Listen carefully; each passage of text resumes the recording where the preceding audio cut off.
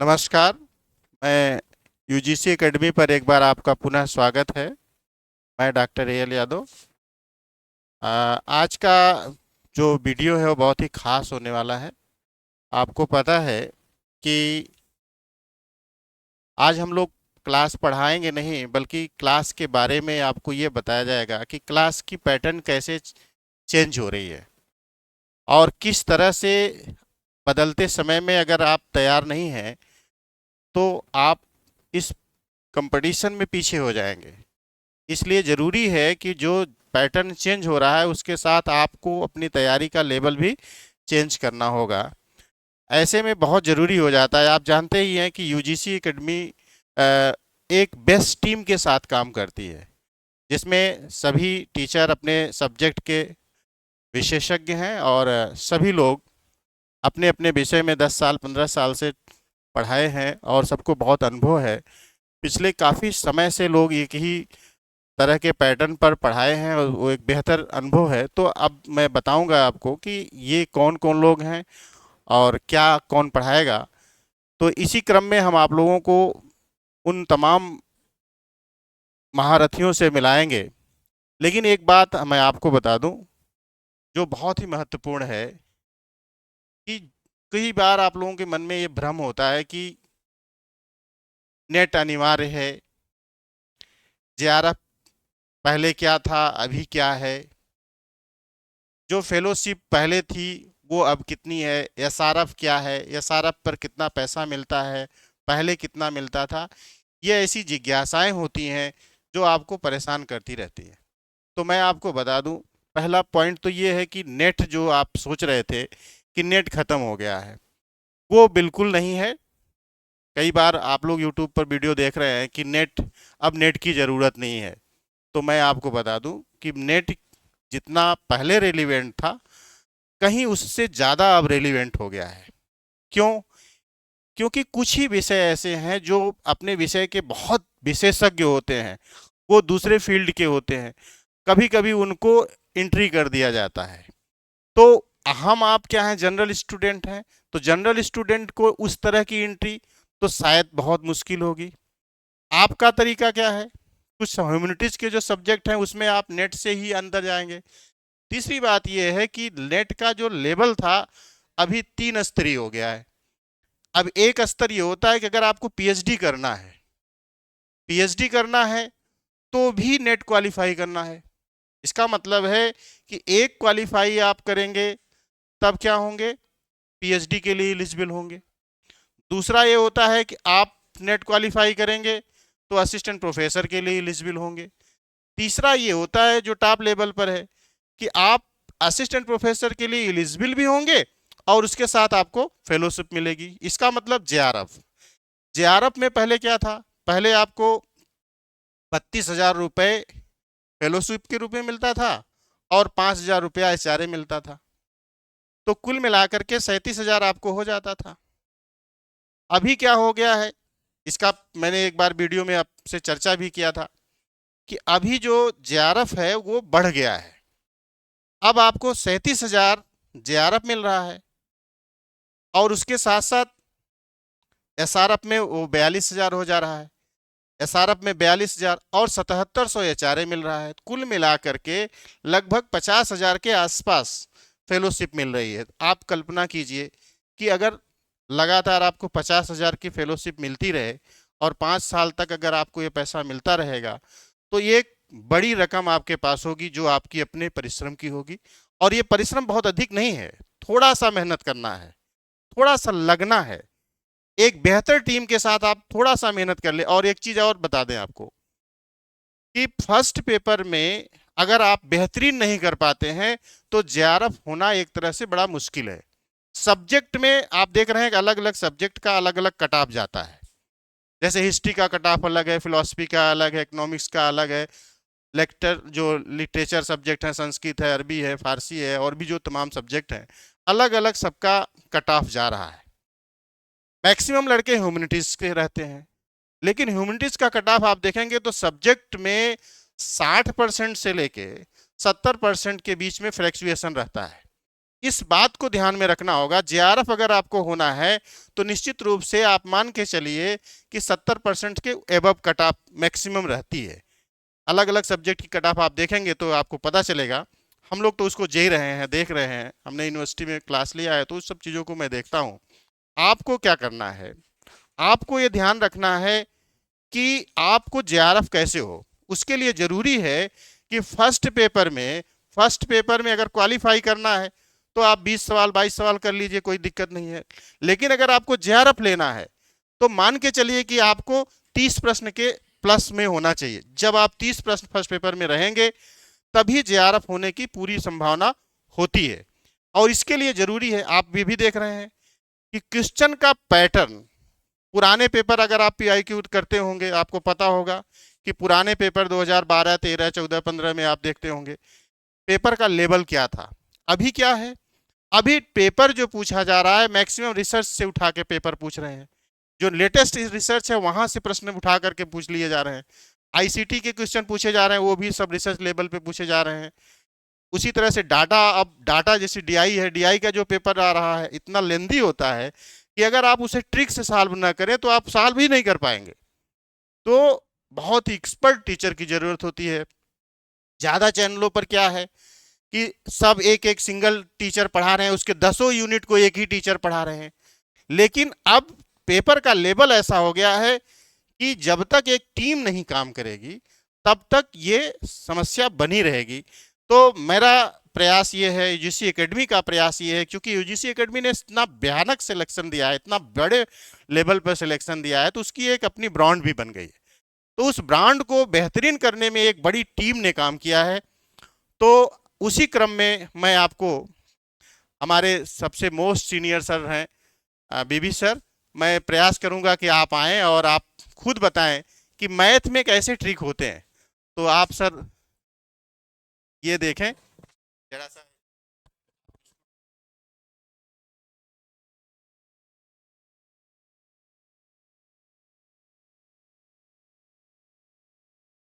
Sir आपको ये जी, पता है जी। कि कम बिल्कुल, से कम बिल्कुल।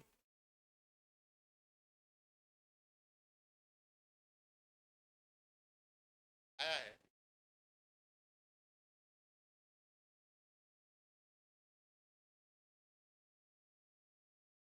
यस, बहुत बच्चों सभी को सबसे पहले तो मेरी तरफ से ढेर सारी शुभकामनाएँ।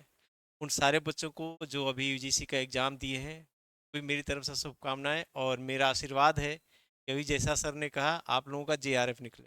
जितने लोग दे लिए, जितने लोग पहली बार आ रहे हो, उनके लिए देखो, आप किसी भी एग्ज़ाम की रणनीति जब बनाते हो ना, तो सबसे पहले और ख़ास करके जब आप यूजीसी दे रहे हो, उसमें सबसे पहले जरूरी है कि आप प्रश्नों के स्ट्रेंथ को समझो, प्रश्न कहाँ जा रहे हैं। और ये समझने के लिए आपको पिछले साल के प्रश्नों को देखना ही पड़ेगा। समझ गए ना? अब देखो, रणनीति बनाओगे जेआरएफ की, तो जैसा अभी सर ने कहा, ये बहुत ही इंपॉर्टेंट बात है भाई, कि अगर आप 10 यूनिट को समान रूप से समय नहीं दे रहे हो तो जेआरएफ निकालना आपके लिए मुश्किल है। बहुत सारे बच्चे, मुझे पता है ना, आप लोग हमारी क्लास लेते हो, बहुत सारे बच्चे हैं और वो कहते हैं कि सर मैथमेटिक्स में बहुत डर लगता है। लेकिन जब वो साथ में आते हैं और पढ़ने लग जाते हैं धीरे धीरे, तो फिर वो कहने लगते हैं हाँ सर, मैं सीख गया, मुझे डीआई आती नहीं थी, अब हम सीख गए। और मैंने आपसे कहा कि देखो, मैथमेटिक्स में डरने की कोई ज़रूरत नहीं है। डर भगाओ यार, आप छोटे बच्चे नहीं हो, है ना? आपके पास एक मेच्योर माइंड है और मेच्योर माइंड बहुत तेज़ी से चीज़ों को समझता है। इस बिलीव के साथ जो आप लोग 10 नंबर के क्वेश्चन छोड़ने की रणनीति बनाते हो, यही घातक होता है। आप लोग एक कल्पना नहीं कर सकते, इस 10 क्वेश्चन में थोड़ा सा टाइम मैनेजमेंट करो, थोड़ी से अपने अंदर एक बिलीव लेके आओगे, तो 10 में मैं गारंटी दे रहा हूं कि आप 7-8 प्रश्न सही करके आओगे। एक क्वेश्चन कठिन आ गया, सब आप लोग ये समझने लग जाते हो कि अरे यार बहुत पहाड़ है। अरे उसमें जो 2-3 इजी वाला था उसको तो छोड़िए। तो ये बातें जब आप ध्यान में दोगे ना, तो आप देखोगे कि आप बिल्कुल सही ट्रैक पे जा रहे हो। और इसी रणनीति से जब आगे काम करोगे तो आप तैयारी करोगे। तो सबसे पहले जरूरी आपकी यही होगी एक देखिए, एक चीज़ सर ने और बड़ी अच्छी बात करी है, एक टीचर और एक पूरी टीम में क्या डिफरेंस होता है। अगर एक टीचर आ रहा है पूरी यूनिट लेके, अब जैसा कि मैंने देखा है, तो मैथमेटिक्स में वो कौन कौन से टॉपिक उठाएगा पता है आपको, ये कौन सवाल लेगा जो बहुत आसान होगा, अब उस पे आप लोग तालियां बजाओगे, आएगा नहीं एग्जाम में वो, उस पे तालियां बजाओगे, यार सर क्या पढ़ाते हैं क्या पढ़ाते हैं। तो काहे नहीं जेआरएफ निकाल लिए, फिर निकाल लेना था। तो आपको तो वैसे एक एक्सपर्ट से पढ़ना पड़ेगा उन 10 यूनिट को, कि नहीं, जैसे कि अब डीआई में आता है, बहुत सारे आपके लुप्त संख्याओं वाले प्रश्न आते हैं, उसकी क्या रणनीति, कैसे सॉल्व किया जाएगा उसको। यही नहीं, अब तो देखो कैसे पैटर्न चेंज हो रहा है, केवल परसेंटेज, एवरेज और रेशियो प्रोपोर्शन की डीआई नहीं रह गई है, अब लेके उसमें धारा और नाव से संबंधित आपके प्रश्न डाल दे रहा है डीआई में, क्या करोगे। तो उसमें वो केवल जोड़ना घटाना नहीं चलेगा। ऐसे ही मैथमेटिकल रीजनिंग के प्रश्नों में देखो, मैथ के क्वेश्चन भर दे रहा, पांचों के पांचों क्वेश्चन मैथ के आ रहे हैं, रीजनिंग रही नहीं रही है। तो इसके लिए आपको एक रणनीति बनानी पड़ेगी। सबसे पहले मैं उन नए बच्चों के लिए जरूर कहना चाहूँगा कि अगर आप तैयारी कर रहे हैं, तो जैसे यूथ कंपटीशन टाइम्स हो गई या घटना चक्र हो गया, आपके जेहन में जो भी कोई बुक हो, पिछले साल की किताब उठाओ, कुछ प्रश्नों को आप सॉल्व करने की कोशिश करो, क्या कर पा रहे हो, तो आपको एक आइडिया मिल जाएगी, एक रेंज मिल जाएगा कि कहाँ कहाँ से प्रश्न बन रहे हैं। ठीक है, और कुछ हल करने की कोशिश करोगे, तो उस सोच के साथ जब आओगे ना, बेटा बहुत मजा आएगा। ठीक है, मेरी ओर से सभी लोगों को ढेर सारी शुभकामनाएं। जिन लोगों को भी अपनी जेआरएफ की सीट पक्की करनी हो, तो मेरे कहने की ज़रूरत नहीं, आप में से बहुत सारे बच्चे तो कई साल से पढ़ भी रहे हमसे, है ना। और इतने बताओ, आप यूनिवर्सिटीज़ के प्रोफेसर सब आपको पढ़ाने आए हैं, और सर से तो मेरी काफ़ी वर्षों से मुलाकात है। तो ये आप, मैं कहना ये चाह रहा हूँ कि बड़े ही एक अच्छे कोच के हाथ हाथ में है आप लोग, है ना। अम्बरीश सर इस पूरी टीम के कोच हैं, लेकिन उन्होंने जो टीम सेलेक्ट करी है, उसमें अपने अपने क्षेत्र के सब एक्सपर्ट हैं, और तमाम इन्होंने रिजल्ट दिए हैं। तो रिजल्ट ओरिएंटेड टीचिंग आपको यहाँ से मिलने जा रही है। ठीक है, इसी के साथ मैं अपनी बात यहीं पे विराम कर देना चाहूँगा, और सर को। चलिए, आपका परिचय एक महान टीचर से हुआ, और इसी क्रम में आप देखेंगे कि मैं बुलाना चाहूँगा जो इन्वायरमेंट के सर हैं, आज हमारे बीच हैं, और इतने बेहतरीन ढंग से आप लोगों को इधर लगातार क्लास कराते रहे हैं। आपने देखा होगा, इतने अधिक इनके कमेंट आते हैं, इतने इनके बारे में लोगों लड़के कमेंट करते हैं कि सर क्या लाजवाब आप पढ़ा रहे हैं। और मैं खुद इनका वीडियो लाइक करता हूं और देखता हूं। तो सर आइए और आप बताएं कि कैसे आपका रणनीति क्या होगा और किस तरह। धन्यवाद सर, बहुत बहुत धन्यवाद। सबसे पहले सभी स्टूडेंट को गुड इवनिंग। जैसा कि सर ने बताया, ये जो संस्थान है टीचर्स एकेडमी, यूजीसी एकेडमी, ये सबसे ज़्यादा आपका जेआरएफ और नेट ये देने वाली संस्था है।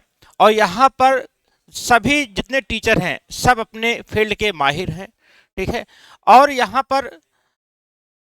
पर सभी टीचर रेगुलर आप लोगों को प्रैक्टिस करा रहे हैं। ठीक है, यहाँ पर हम लोग ध्यान देंगे कि जो इस समय पैटर्न चल रहा है आपके ईवीएस या किसी भी सब्जेक्ट का जो क्वेश्चन यहाँ पर आते हैं, वो एक मिनट, वो सारे क्वेश्चन अगर आप लोग लगाते होंगे तो इसमें यहाँ पर एक पैटर्न देखने को मिला है कि आज के जो नए क्वेश्चन हैं वो आपके इन्वायरमेंट है। ठीक है, इन्वायरमेंट जो घटनाएं हो रही हैं और साथ में जो पुराने टॉपिक्स हैं उससे मैच करा के क्वेश्चन पूछे जा रहे हैं। ऐसा नहीं कि स्ट्रेट फॉरवर्ड कोई टॉपिक है उससे क्वेश्चन पूछ लिया जा रहा है। आज का जो समस्या है कि क्वेश्चन पूछने में, क्वेश्चन जो पूछे जा रहे हैं उसमें क्या है, प्रॉब्लम है सर आई।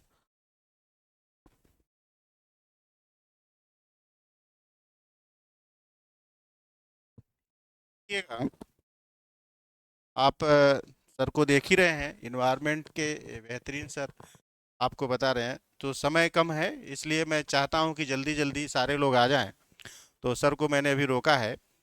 तो इसी क्रम में आईसीटी वाले सर को मैं बुलाना चाहता हूं कि आप आएंगे और बताएं कि आईसीटी में क्या चीज़ें चेंज हो रही हैं और किस तरह से आपको इसे हैंडल करना है। तो सर आएं और बताएं कि कैसे आपको करना।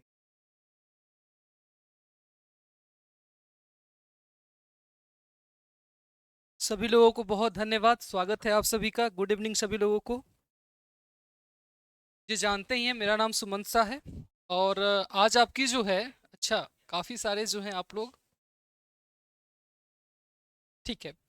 तो कमेंट में भी आप लोग काफ़ी लोग पार्टिसिपेट कर रहे हैं। थोड़ी देर में कमेंट देखता हूं आप लोगों का, तब तक पहले मुझे अपनी बात रखने दीजिए। यूजीसी एकेडमी पर आपको हमेशा से एक तैयारी के लिए उचित माहौल मिला है। आज की जो पूरी पैटर्न बदल रही है, उस पैटर्न के दरमियान आपको एक कोचिंग की अब विशेष रूप से ज़रूरत महसूस होती है। देखिए, यूजीसी पेपर 1 आपको जेआरएफ तक का रास्ता तय कराता है, इसमें कोई शक नहीं। जो आपका सब्जेक्ट का पेपर है, वो सब्जेक्ट का पेपर आपके नेट के लिए काफ़ी है। जो पेपर आपका जो सब्जेक्ट वाला पेपर है, उसमें आप जितनी बेहतर तरीके से तैयारी कर लेते हैं, वो आपको नेट के लिए तो ले जाता है। लेकिन अगर पेपर 1 को आप पूरी तरीके से अपनी तैयारी के दरमियान इग्नोर कर देते हैं, तो जेआरएफ का सपना आपका थोड़ा अधूरा रह जाता है।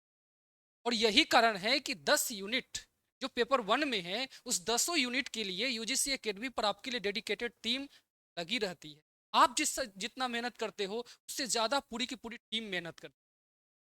तो इसलिए आपको मैं अपने इसमें जोड़ना चाहूँगा कि आईसीटी के लिए मैं अपनी बातें रखूँ, तो आज का जो मैं प्रैक्टिस भी करा रहा हूँ आपको, तो लगातार आप देख रहे होंगे, उसमें जो क्वेश्चन है वो क्वेश्चन अब डायनेमिक होते जा रहे हैं। कुछ क्वेश्चन ऐसे हैं जिनकी क्वेश्चन के साथ आपको फैक्ट तो आनी ही आनी चाहिए, लेकिन उसमें कंसेप्ट का भी बहुत अहम रोल होता है। और कंसेप्ट की जैसे ही जरूरत होती है, आपकी वहाँ पे कोचिंग की जरूरत नजर आती है। कोचिंग कहने का अर्थ है एक गाइडेंस देता है आपको। अब आईसीटी कम्युनिकेशन जैसे इंफॉर्मेशन एंड कम्युनिकेशन टेक्नोलॉजी जैसे सब्जेक्ट में आपके लिए एक कोचिंग की इसलिए भी महत्वपूर्ण भूमिका हो जाती है, क्योंकि आज क्वेश्चन रिसर्च से जुड़े आ रहे हैं। ठीक है, तो इस दरमियान आपको विशेष रूप से वहां पर ध्यान देने की जरूरत होती है। ठीक है, अच्छा, कुछ लोग सोच रहे हैं अभी तैयारी तब शुरू करूंगा जब पूरा एग्जाम हो जाएगा। आप अभी से अपनी तैयारी स्टार्ट कीजिए। आज की जो क्वेश्चन के पैटर्न है, इसमें 6 महीना आपको कम से कम तैयारी के लिए चाहिए। इस दरमियान अब 2 महीने में आप रट कर जीआरएफ नहीं हो सकते हैं। बहुत अच्छा रिवार्ड तो मिलता है, जैसा कि सर ने बताया, डॉक्टर एल यादव सर ने बताया, अभी आपको रिवार्ड तो बहुत अच्छा है, उसको सपने की तरह रखिए और उसके पीछे दौड़ जाइए। लेकिन वो पीछे बहुत चंद दिनों में अब नहीं दौड़ सकते हैं आप। आपको अच्छा खासा 6 महीने का समय चाहिए और उस समय के दरमियान आप अपनी चीज़ों को कर सकते हैं। तो मैं तो स्वागत करूंगा सभी लोगों का, जल्दी से आइए। और बहुत जल्द हमारी बैच भी अनाउंसमेंट होने वाली है और इसके बाद अभी सर इसकी चर्चा करेंगे। और सभी लोग आइए और पूरी डेडिकेटेड टीम के तरीके से हम लोग करते हैं। एक चीज़ मैं अपनी बातों को और कह के आपको मैं यहाँ पे थोड़ी सी अपनी बातें रखना चाहूँगा। कई बार ऐसा होता है कि हम अपने टीचिंग मतलब स्टडी के दौरान, अपने शिक्षण के दौर में किसी टीचर को बहुत पसंद करने लगते हैं। ध्यान दीजिएगा, कई बार हम लोग बहुत ज़्यादा किसी टीचर को पसंद करने लगते हैं। लेकिन ध्यान दीजिएगा भैया, ये आपके तैयारी का वो दौर है जिसमें आप अगर रोल मॉडल बनाने में थोड़ा सा भी देरी कर देते हैं या थोड़ी सी वहां पे अगर गलती कर देते हैं, तो आपका सिलेक्शन बाहर हो जाता है। तो आप किसी टीचर को पसंद कीजिए, लेकिन वो टीचर को पसंद करने के दरमियान इतना ना बह जाए कि आपकी तैयारी ही प्रभावित होने लगे। बहुत सोच समझकर संस्था का चुनाव कीजिए। आज इन्फॉर्मेशन की बाढ़ है आपके पास, तो संस्था का चुनाव बहुत अच्छी तरीके से कीजिए, बहुत विचार कर करिए। टीचर का चुनाव बहुत विचार कर करिए, और अगर आपको बेहतर चीजें मिलती है, उसे कहीं से ग्रैप्स करने में देरी ना कीजिए। तो आज आपकी इसमें मैं बहुत समय नहीं लूंगा। अभी सर को मैं बुलाना चाहूंगा फिर वापस से। सर थोड़ा सा आइए।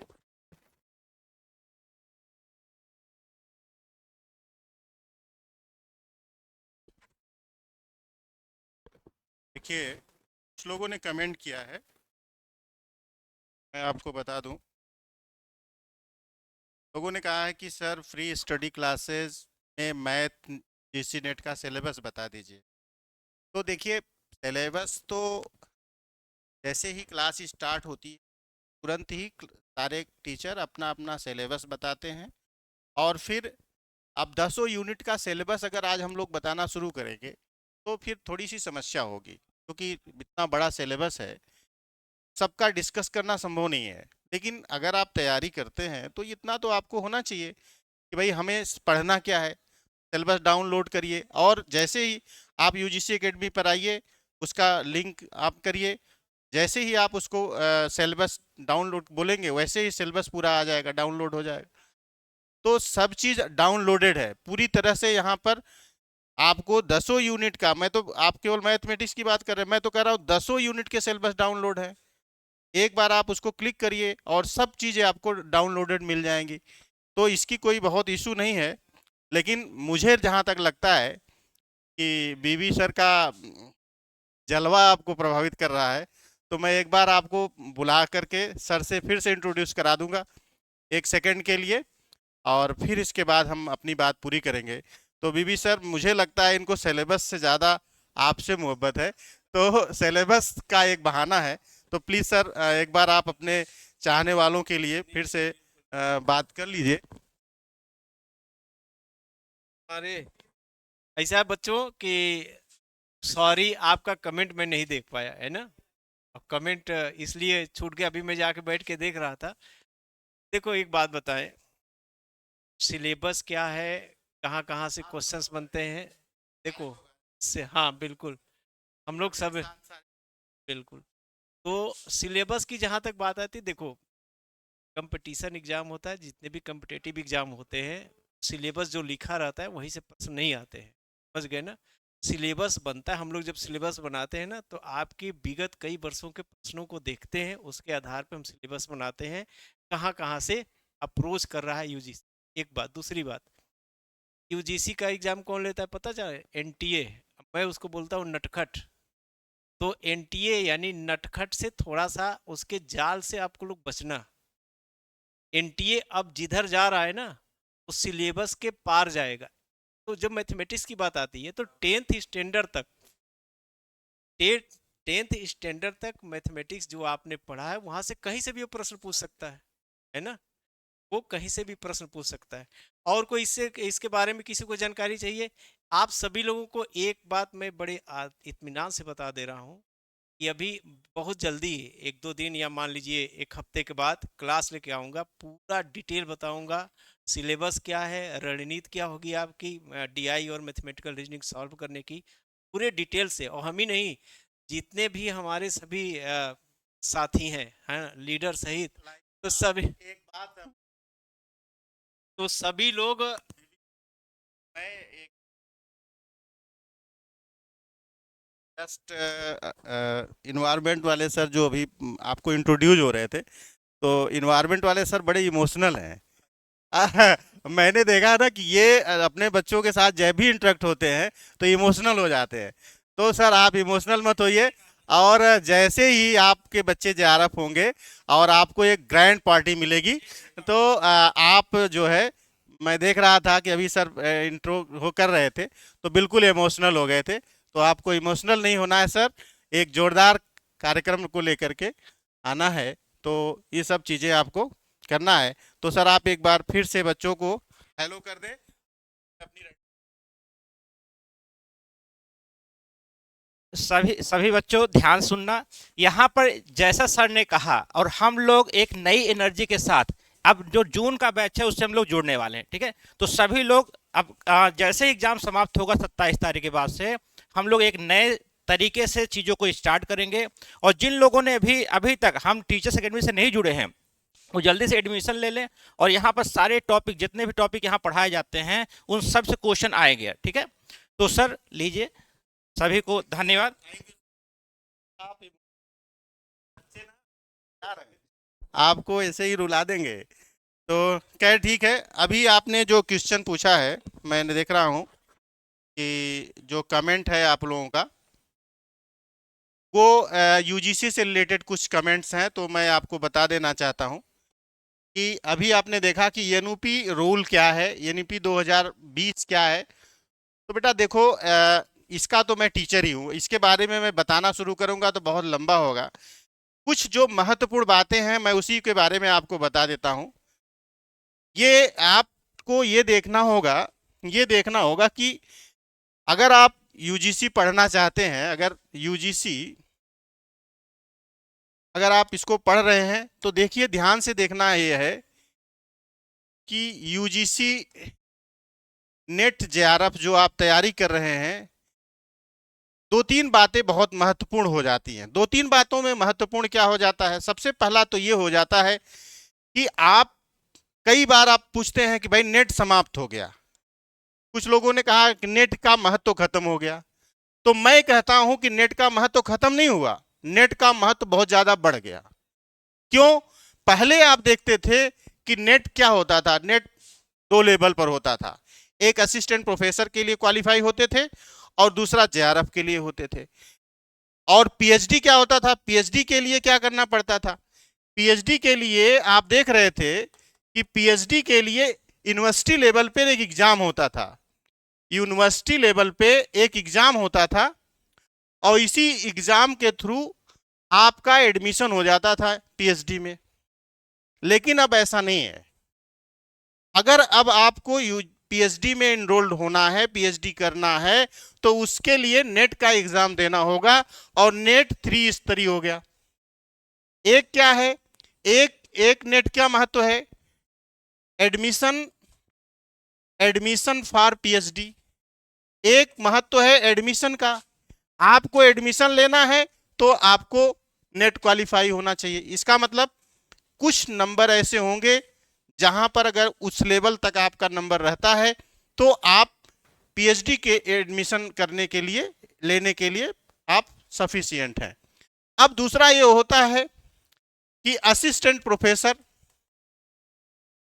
अगर आपको असिस्टेंट प्रोफेसर बनना है तो इसका मतलब ये हुआ कि उसके लिए आपको ये नेट क्वालिफाई दूसरे लेवल पर होना चाहिए। और तीसरा है जेआरएफ। जेआरएफ में आपको फेलोशिप मिलती है। तो आपको मैं बता दूं कि पहले क्या होता था, पहले जो जेआरएफ था उसकी जो फेलोशिप थी वो 32,000 थी। कितनी थी? 32,000 थी। लेकिन अभी क्या हो गया? और एसआरएफ की उस समय 37,000 हुआ करती थी, लेकिन अभी क्या हो गया? अब 37,000 आपका जेआरएफ हो गया और 42,000 आपका एसआरएफ हो गया। और दूसरी बात ये देखिएगा, जब यहां आप थे तो यहां पर जो एचआरए था, एचआरए आपका 5,000 हुआ करता था, लेकिन अभी यहां पर एचआरए क्या हो गया? 7700 हो गया, 7700 हो गया। तो इस तरह से अगर थोड़ा सा परिश्रम आप कर लेते हैं तो मिनिमम आप याद देखिए, अगर इसको जोड़ दिया जाए तो 42,000 प्लस 7700, अगर इसको जोड़ देंगे तो लगभग 50,000 के आसपास का आप पर मंथ के आदमी हो जाते हैं। और होता क्या है, थोड़ा सा अगर आपको जेआरएफ बनना है तो जेआरएफ के लिए जरूरी है कि कट ऑफ इसका, अगर फर्स्ट पेपर में आप बेहतरीन नहीं करते हैं, अगर फर्स्ट पेपर में आप बेहतरीन नहीं करेंगे तो निश्चित रूप से आप जेआरएफ से बाहर हो जाएंगे। क्यों? क्योंकि सब्जेक्ट में आपका लगभग 70% के आसपास कटअप रहेगा जेआरएफ में। ठीक है, इसका मतलब है कि अगर 200 के आसपास नंबर आपका जाता है तभी आप जेआरएफ होते हैं। उसके लिए जरूरी है कि आपका फर्स्ट पेपर, आपका जो फर्स्ट पेपर होगा वह बहुत अच्छा होना चाहिए। इसका मतलब यह है कि यह मान के चलिए कि लगभग 30 क्वेश्चंस के ऊपर ही आपका होना चाहिए, तभी ये कर पाएंगे। तो ध्यान रखिएगा मित्रों, यह एक बहुत महत्वपूर्ण बात है। क्वेश्चन का पैटर्न बदल रहा है। और मैं अपने बारे में आपको बता दूं, कि देखिएगा, जो टीचिंग है, रिसर्च है, लॉजिक है, कंप्रिहेंशन है, ये ऐसे टॉपिक हैं जो आपको लीड करते हैं। तो जिन लोगों का 2 नंबर, 1 नंबर, 3 नंबर या 4-5 क्वेश्चन से कारण बस जेआरएफ या नेट रुक रहा होगा, तो मैं गारंटी के साथ कह सकता हूं कि वो पढ़े ना पढ़े, केवल हम लोगों का वीडियो देखते रहें, निश्चित रूप से आपके 4 सवाल तो 100% बढ़ जाएंगे। तो और दूसरी बात आपको यह बता दें कि इस समय 26 जनवरी के उपलक्ष्य में अम्बरीश सर ने एक भारी बम्पर छूट दिया है। तो इस समय 26 जनवरी से लेकर के 30 जनवरी तक, 26 जनवरी से लेके 30 जनवरी तक, ठीक है, ये आपका छूट है, ऑफर चल रहा है, एक ग्रैंड ऑफर है, ठीक है, ग्रैंड ऑफर है। और आप यूजीसी एकेडमी, टीचर्स एकेडमी पर मिलकर के बातचीत करके इसका फायदा ले सकते हैं। इस दौरान जिन लोगों का एडमिशन हो जाएगा उनको फीस में भारी छूट होगी, ठीक है, एक लंबी छूट होगी, एक ग्रैंड टीम काम करने वाली है। आप देख रहे हैं, सारे लोगों से आपने परिचय भी कर लिया है, तो इसको ध्यान में रखनी। अगर आपका किसी कारण से नेट में, जेआरएफ में 1 नंबर 2 नंबर से कहीं भी रुक रहा हो, आप परीक्षा 27 तक दे रहे हैं, इन चीजों को देख लें, फिर इसके बाद आप तुरंत एडमिशन ले लें और फिर जून के लिए तैयारी प्रारंभ कर दें। तो आज के लिए इतना ही, ठीक है, नमस्कार।